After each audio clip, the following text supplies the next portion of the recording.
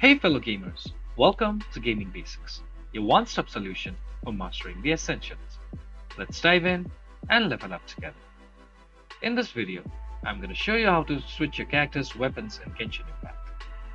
To do so, you first need to open your Genshin Impact by the game's launcher, and once you're in game, press escape on your keyboard, which will bring up the game menu, and then go to character, which is right over here, and then go to weapons. And then on the bottom right side of your screen, you'll see an option called Switch. Click on it, and now select the weapon you want to switch to, like so, and then press Switch.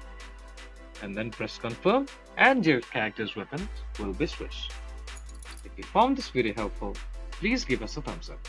And if you have any questions for us, please feel free to mention us in the comment section down below. Also, don't forget to hit that subscribe button and ring the notification bell so you never miss out on our latest guides and tutorials. This has been your host Ace. Happy gaming.